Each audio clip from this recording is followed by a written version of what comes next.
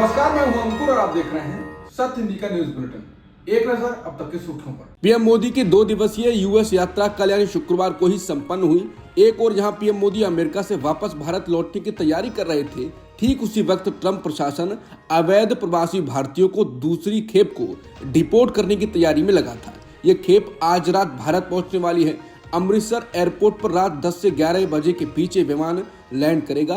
सूत्रों के मुताबिक इस बार विमान में 119 लोगों को लाया जा रहा है। हालांकि पंजाब के मुख्यमंत्री भगवंत मान ने फ्लाइट के अमृतसर में लैंड करने पर सवाल उठाए हैं। उन्होंने मोदी पर आरोप लगाया है कि वो पंजाब को बदनाम करना चाह रहे हैं। गुजरात और हरियाणा में फ्लाइट लैंड क्यों नहीं कराई जा रही है? पंजाब के मुख्यमंत्री भगवंत मान ने भारतीय अप्रवासियों के एक और दल को अमेरिका से भेजे जाने की खबरों के बीच कहा है कि मोदी सरकार पंजाब को अपमानित करना चाहती है। मान के इस बयान का कांग्रेस नेता मनीष तिवारी ने समर्थन करते हुए सवाल किया कि विमान को दिल्ली या कहीं और भी लैंड कराया जा सकता था, हर बार अमृतसर ही क्यों?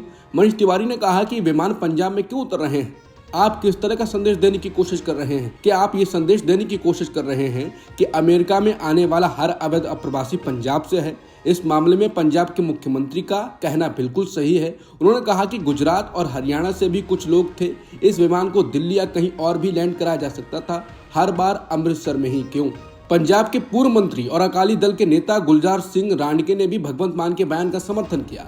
उन्होंने कहा कि यह पंजाब का दुर्भाग्य है कि केंद्र सरकारों ने हमेशा पंजाब को बदनाम करने की कोशिश की। पंजाब एक सीमावर्ती राज्य है, खासकर अमृतसर जिला जो सीमा के पास है। यहाँ विमान उतारना पंजाब को बदनाम करने और ये दिखाने की साजिश है कि केवल पंजाबी ही अवैध प्रवासी हैं।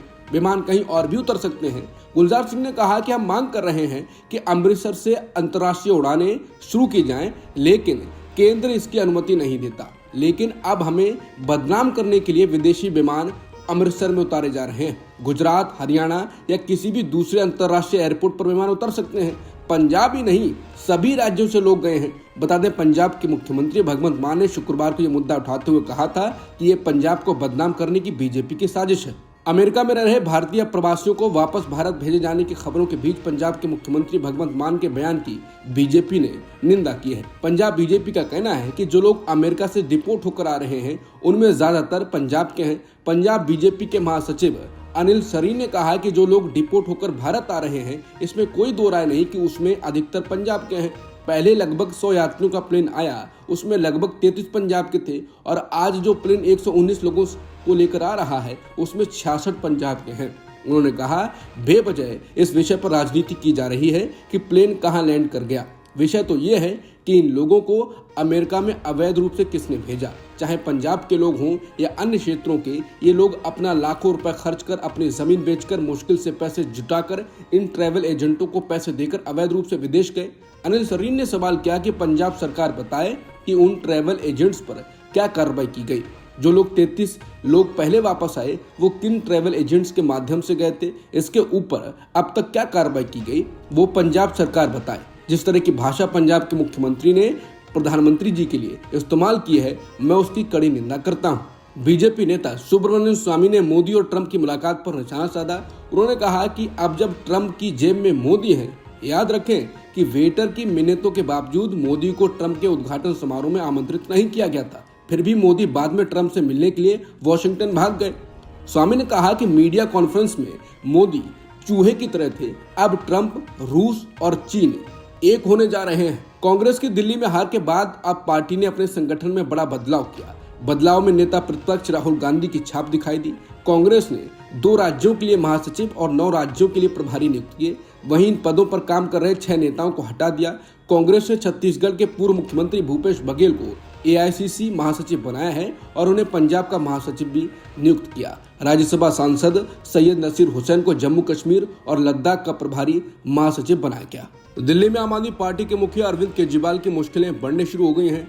केंद्रीय सतर्कता आयोग यानी CBC ने बीजेपी के शीश महल के आरोपों को लेकर विस्तृत जांच के आदेश दे दिए हैं। इस मामले में नवंबर से ही CBC के आदेश पर जांच चल रही थी। शुरुआती रिपोर्ट मिलने के बाद अब विस्तृत जांच का आदेश जारी हुआ है। इस मामले में केजरीवाल पर कानूनी संकट का नया शिकंजा कसा है। पिछले साल 14 अक्टूबर 2024 को ही विजेंद्र गुप्ता ने CBC से इस मामले की शिकायत की थी। बता दें, चुनाव हारने के बाद शुरू से ही कहा जा रहा है कि केजरीवाल और उनकी पार्टी की मुश्किलें बढ़ने वाली हैं। मोदी उनको छोड़ने वाले नहीं हैं, आपको मसलेंगे।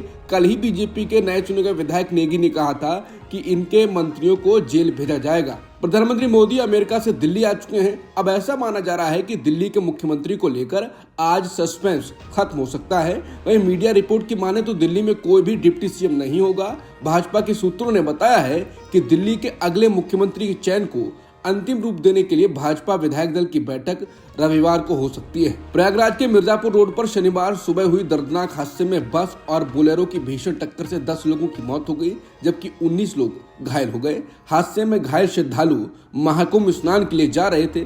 घटना के बाद मुख्यमंत्री योगी आदित्यनाथ ने शोक जताते हुए मृतकों के परिजनों के प्रति संवेदना व्यक्त की और घायलों के जल्द स्वस्थ होने की कामना की। उन्होंने जिला प्रशासन को घायलों को बेहतर इलाज मुहैया कराने के निर्देश दिए। उपराष्ट्रपति जगदीप धनखड़ ने शुक्रवार को पूछा कि सीबीआई डायरेक्टर जैसे एग्जीक्यूटिव अपॉइंटमेंट्स में कैसे शामिल हो सकते हैं। उपराष्ट्रपति ने इसके पीछे के कानूनी तर्क पर सवाल उठाया। भोपाल में बोलते हुए धनखड़ ने मौके पर मौजूद लोगों से पूछा, आपके मन में ये सवाल उठ रहा है कि हमारे जैसे देश में या किसी भी लोकतंत्र में वैधानिक निर्देश के मुताबिक भारत के मुख्य न्यायाधीश सीबीआई निदेशक के सिलेक्शन का हिस्सा कैसे हो सकते हैं। उन्होंने कहा कि क्या इसके लिए कोई कानूनी तर्क हो सकता है। मैं इस बात की सराहना कर सकता हूं कि वैधानिक निर्देश इसलिए बने क्योंकि तत्कालीन कार्यपालिका ने न्यायिक फैसले के आगे घुटने टेक दिए, लेकिन अब इस पर पुनर्विचार करने का वक्त आ गया है। ये निश्चित रूप से लोकतंत्र के साथ मेल नहीं खाता। हम भारत के मुख्य न्यायाधीश को किसी कार्यकारी नियुक्ति में कैसे शामिल कर सकते हैं। विदेश मंत्री एस जयशंकर जर्मनी के दौरे पर हैं, जहां वो म्यूनिक सिक्योरिटी कॉन्फ्रेंस में शामिल हुए। इस कॉन्फ्रेंस के दौरान एस जयशंकर से लोकतंत्र को लेकर सवाल किया गया, जिस पर उन्होंने भारत में लोकतंत्र का जिक्र करते हुए जवाब दिया। एस जयशंकर ने कहा कि मेरे राज्य में हाल ही में चुनाव हुआ। पिछले साल हमारे यहाँ राष्ट्रीय स्तर के चुनाव हुए। भारत के चुनावों में लगभग 2/3 वैध मतदाता मतदान करते हैं।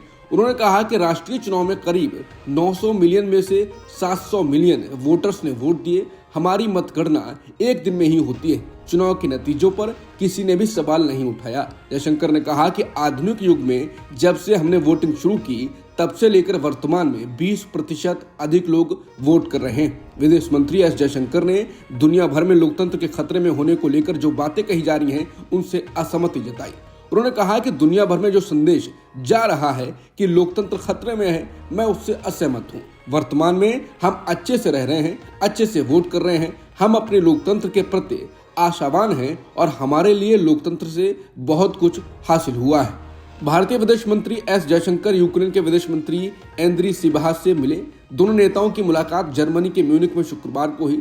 इस मुलाकात के बाद विदेश मंत्री एस जयशंकर ने एक्स पर पोस्ट कर लिखा कि आज MSc 2025 के अवसर पर यूक्रेन के विदेश मंत्री एंद्री सिबाहा से मिलकर खुशी हुई। दोनों नेताओं के बीच हुई बातचीत की जानकारी देते हुए उन्होंने कहा कि यूक्रेन संघर्ष के समाधान के लिए चल रहे प्रयासों पर बातचीत हुई। साथ ही हमारे बीच द्विपक्षीय सहयोग को और आगे बढ़ाने के बारे में भी बात हुई। मुंबई पुलिस ने पॉडकास्टर रणवीर इलाहाबादिया को एक यूट्यूब शो पर उनकी विवादास्पद टिप्पणियों की जांच के तहत शनिवार को उनके सामने पेश होने के लिए कहा।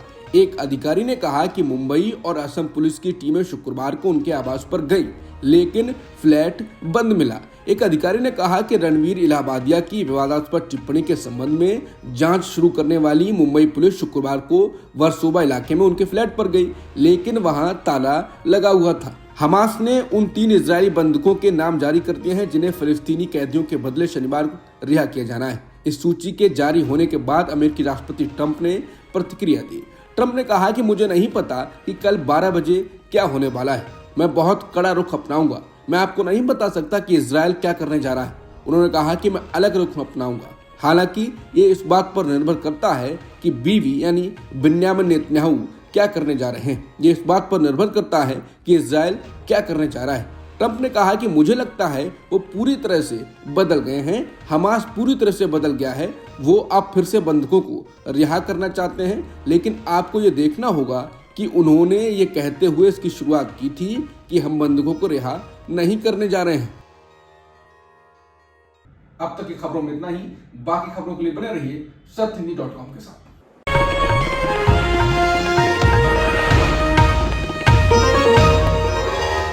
Copyright disclaimer under Section 107 of the Copyright Act 1976. Allowance is made for fair use for purposes such as criticism, comment, news reporting, scholarship, and research. Fair use is a use permitted by copyright statute that might otherwise be infringing.